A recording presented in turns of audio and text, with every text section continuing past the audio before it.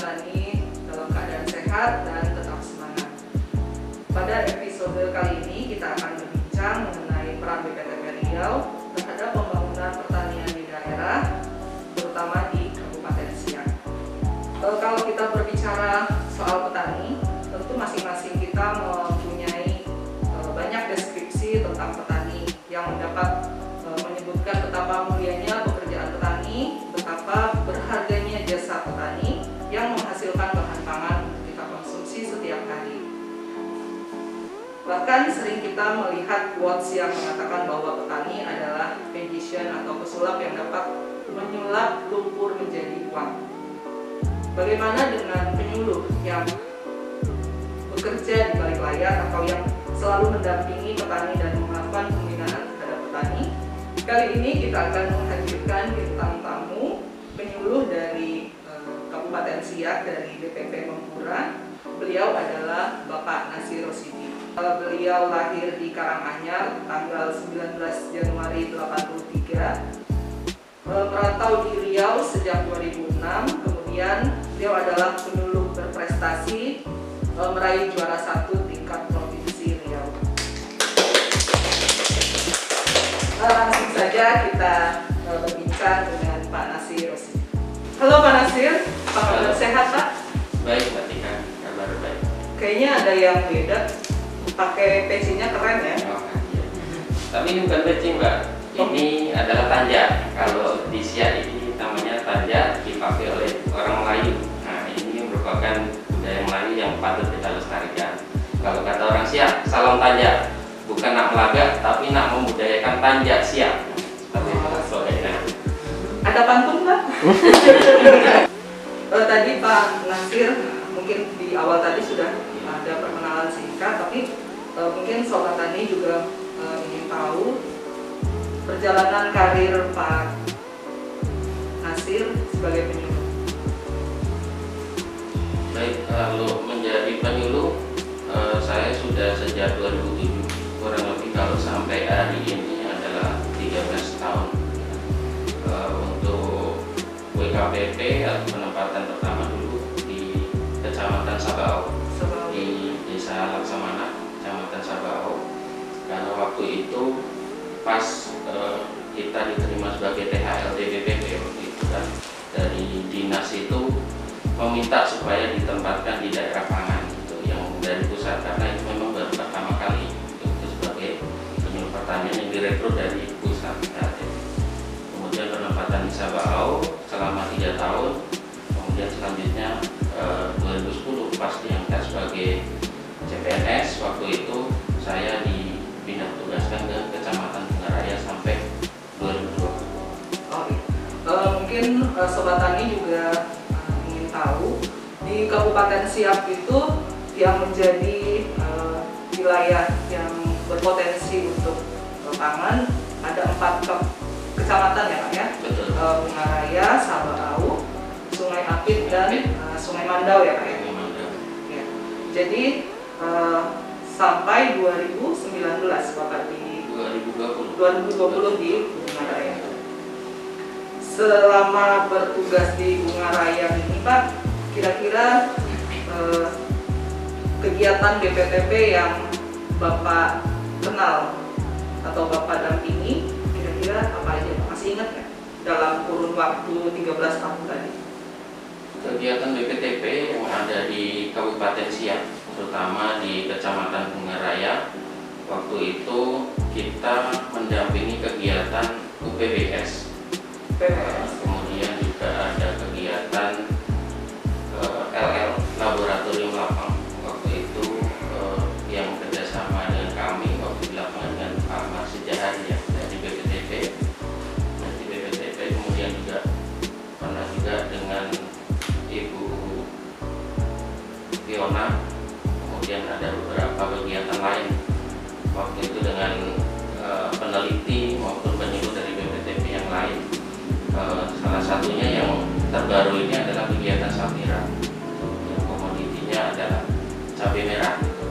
Kami juga mendampingi, di mana kegiatan BPTP itu memang kalau untuk penyuluh sendiri itu sangat kami nantikan di daerah, karena untuk mendapatkan informasi diseminasi teknologi yang dikeluarkan dari BPTP itu, kami itu merekomendasikan kepada petani itu hasil dari penelitian dan juga kegiatan dari BPTP tersebut, sehingga petani itu yang dulunya hanya bertani secara konvensional dengan adanya BPTP ini nanti bisa lebih modern.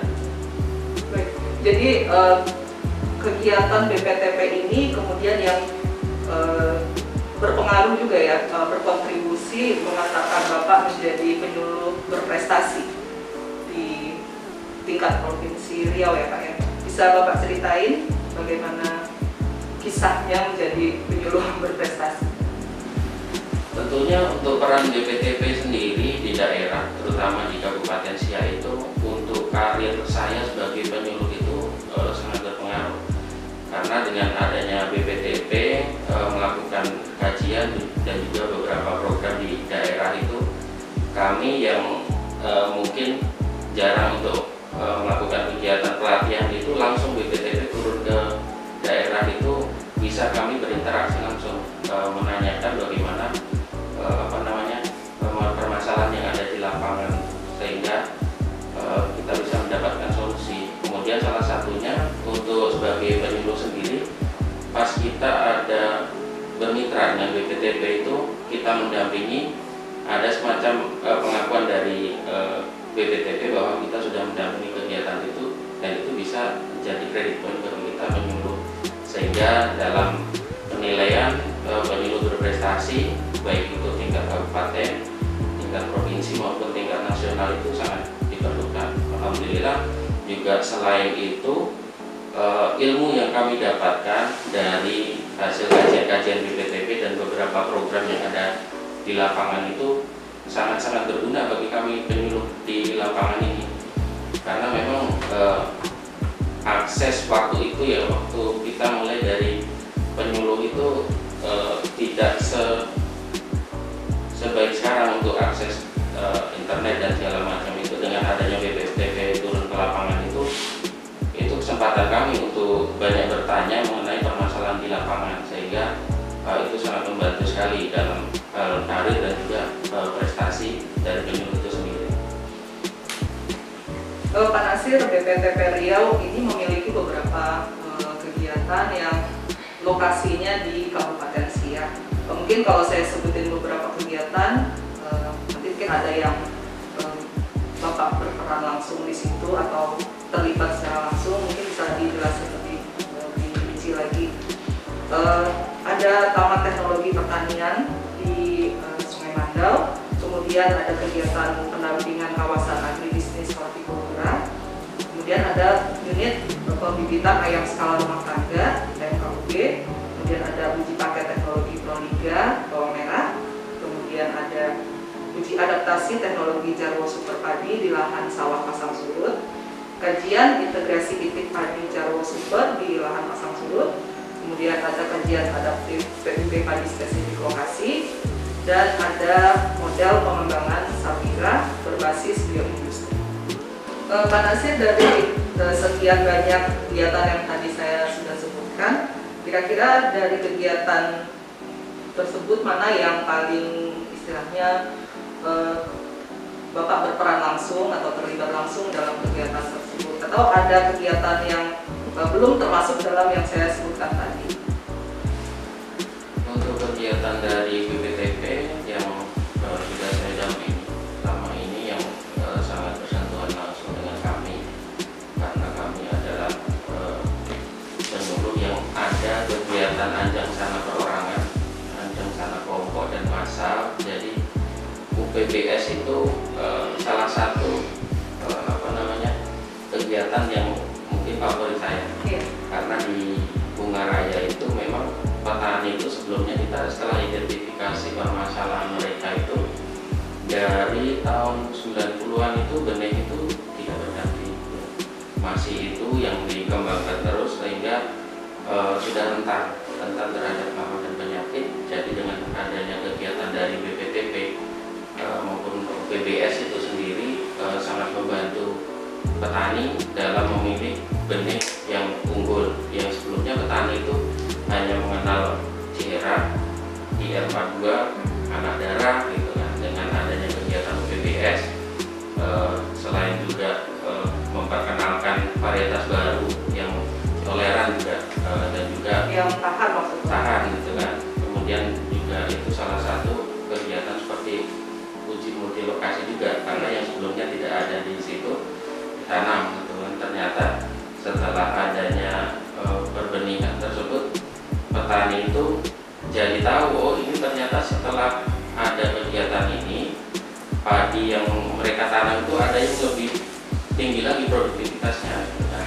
Kemudian petani juga bisa mendapatkan benih unggul yang bersertifikat dengan adanya UPBS. Dan sebelumnya mereka hanya menangkapkan sendiri dari tanam, nanti yang bagus diambil untuk disemai lagi. Tapi dengan adanya kegiatan yang dari BPTP ini, mereka bisa membuat benih sendiri.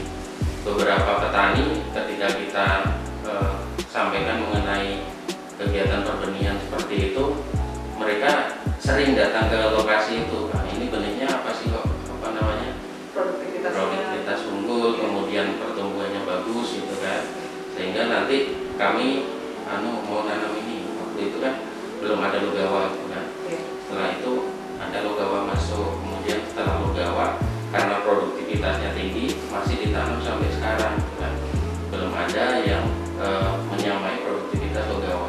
Tapi dengan adanya UPBS beberapa bulan yang lalu ada penangkaran Impari 42. Nah, Impari 42 itu ternyata dari rasa itu bulan, kemudian dia produktivitas hampir menyamai Logawa. Cuman dia agak rentan dengan belas gitu aja kan. Tapi dengan kegiatan yang UPBS paling tidak mereka mengenal varietas yang baru untuk ditanam lagi. Cara prosesnya bagaimana mereka tahu. Pak Nasir, tadi varietas Logawa itu adalah varietas unggul dari Badan Litbang ya Pak, yang diperkenalkan di Bungaraya. Kemudian di perbenihan ini mungkin petani juga jadi tahu ya Pak, di dalam perbenihan ada tingkat atau kelas-kelas benih, kemudian bagaimana cara menghasilkan benih yang baik, kemudian bersertifikat dan berproduktivitas tinggi. Di dalam perkembangannya, varietas-varietas dari Badan Litbang yang kira-kira sudah diadopsi oleh petani di Bungaraya atau di Kabupaten Siak, apa aja ya Pak? Kalau di Bungaraya, ya mungkin waktu zaman transmigrasi tahun 1980 itu, mereka itu mendapatkan bantuan benih dari pemerintah waktu itu IR42. Pertama itu IR42 itu, karena kalau Bungaraya itu petani menyebutnya dengan padi jatah. Kalau orang bilang padi jatah berarti IR42 gitu kan. Kemudian yang selanjutnya masuk lagi varietas Ciherang. Ciherang itu salah satu juga dari Badan Litbang. Kemudian seiring perkembangannya ada juga yang menanam Mekongga, kemudian sampailah kepada Logawa.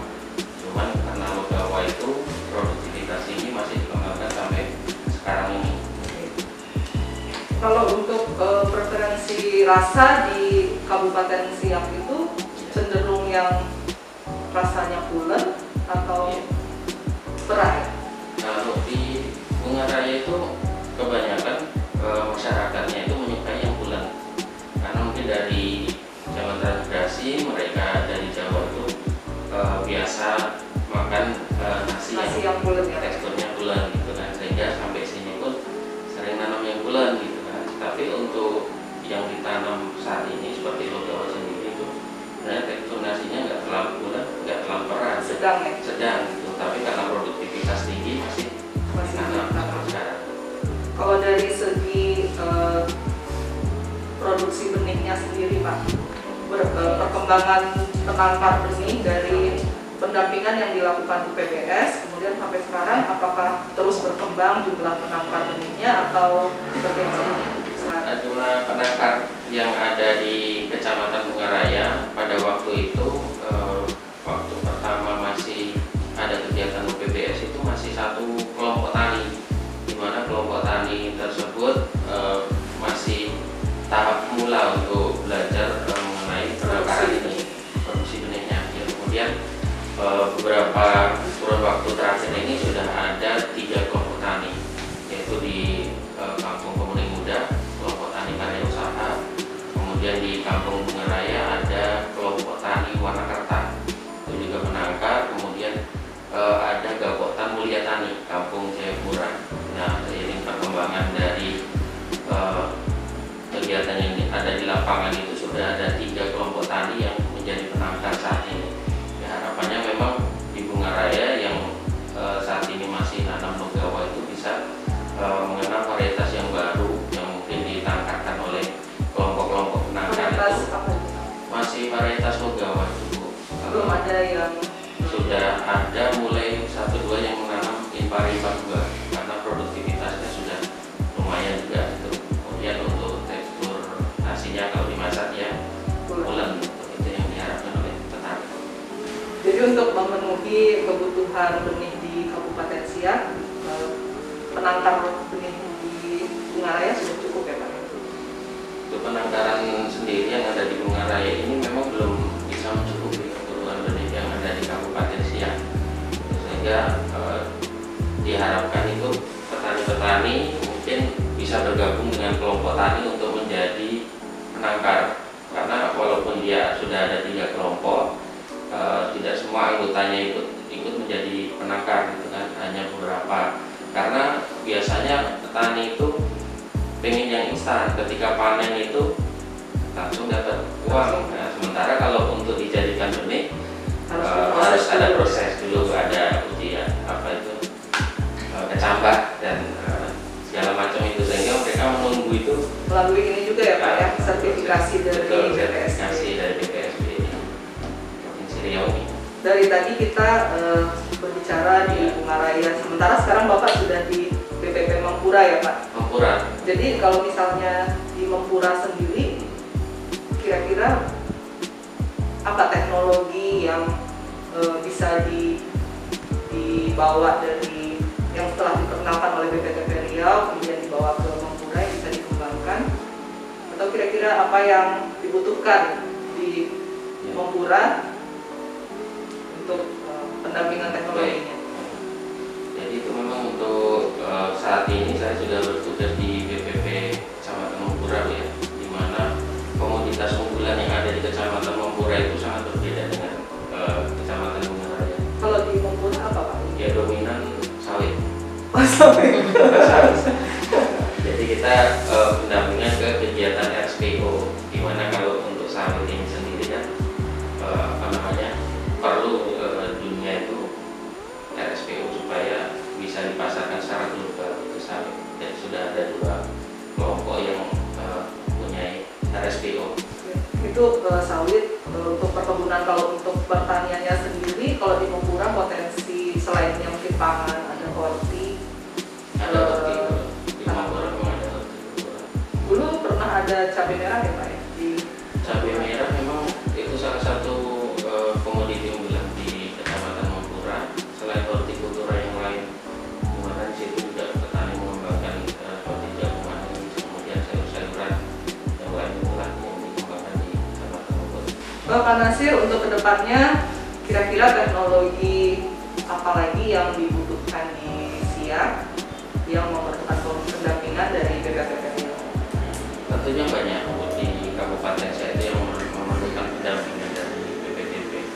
Salah satunya adalah kegiatan uji adaptasi varietas, karena petani semakin lama itu biar ada pilihan gitu. Karena setahu kami dari varietas padi yang dulu dikembangkan oleh petani itu, yang waktu awal-awalnya itu nama-nama padi itu kan dari sungai ya, Ciherang, Jawa dan segala macam, dan saat ini sudah berubah menjadi hibrida padi irigasi, hibrida padi kawal gitu kan, segala macam. Harapannya kan ini impari sudah ada sampai impari 46, 47 kan, itu harapannya ada diuji adaptasikan di sana oleh pendampingan BPTP, sehingga petani itu nantinya selain Logawa dan juga varietas-varietas lama itu punya pilihan lain untuk varietas yang akan mereka tanam.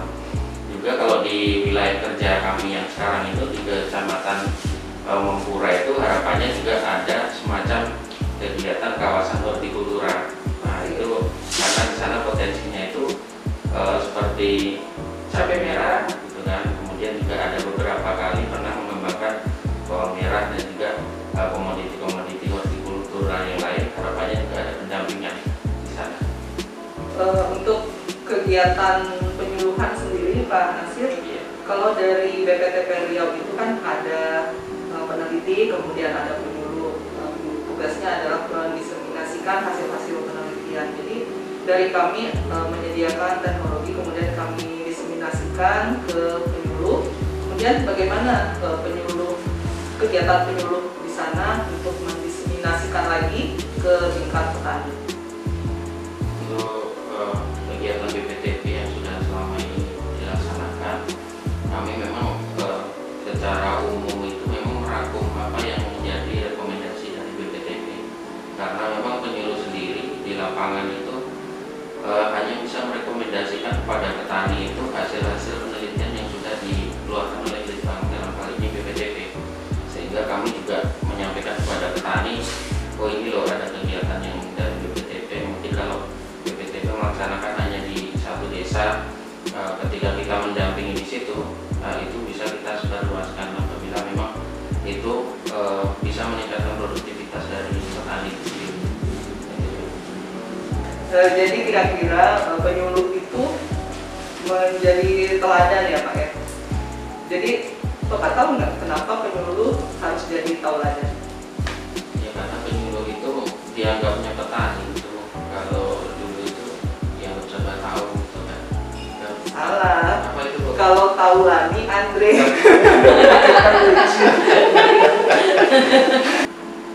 Pak Nasir, dari tadi Bapak sudah menjelaskan peran BPTP. Semua kayaknya positif ya Pak ya. Kira-kira ada nggak kritik dari Pak Nasir tentang BPTP Riau? Mungkin untuk BPTP ini ya kedepannya semakin intensif lagi mendampingi petani, berbanyak kegiatan-kegiatan di lapangan. Walaupun kalau saya rasakan sebagai penyuluh sendiri yang beberapa tahun bermitra dengan BPTP itu sudah sangat bagus, sangat maksimal itu dalam mendampingi petani maupun penyuluh yang ada di daerah itu. Mungkin juga dengan tenaga-tenaga peneliti, penyuluh dan juga yang lainnya yang memang kita acungi jempol handal untuk BPTP Provinsi Riau ini. Jadi dapat ini ya Pak ya, dapat bintang 5 ya? Dapat bintang 5 kalau kita. Pak Nasir, mungkin sobat petani juga atau penyuluh yang ada di Riau ini ingin juga menjadi penyuluh yang berprestasi. Kira-kira Bapak bisa kasih tips bagaimana menjadi penyuluh yang berprestasi tadi? Untuk menjadi penyuluh berprestasi, saya rasa kalau untuk peneliti maupun penyuluh-penyuluh yang ada di BPTP ini bisa lebih tahu lah caranya bagaimana. Tetapi kalau dari kami, memang untuk berprestasi itu yang penting pas kita di lapangan melakukan yang terbaik.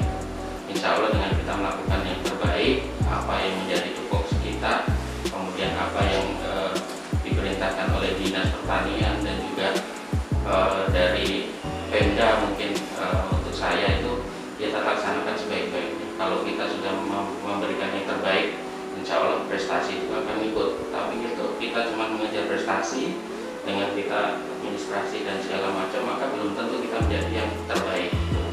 Salah satunya juga kita harapan kita untuk penyuluh-penyuluh yang saat ini mungkin banyak penyuluh milenial kita yang umur dari 19 sampai 39 yaitu milenial, itu banyak belajar. Karena penyuluh tanpa belajar dia akan mati, artinya mati pengetahuannya dan segala macam. Bagaimana kita mendampingi petani kalau kita pengetahuannya tidak bertambah? Artinya belajar baik itu dari teori, belajar dari praktek dan juga pengalaman di lapangan. Itu memang harus kita gali terus setiap waktu, karena penyuluh itu tidak ada matinya untuk belajar terus. Ini. Baik Pak Nasir, luar biasa sekali. Sobat Tani, kita sudah dapat quote of the day. Dari pernyataan Pak Nasir tadi, penyuluh tanpa belajar akan mati pengetahuannya. Terima kasih Pak Nasir Rosidi. Sama-sama Mbak Cika.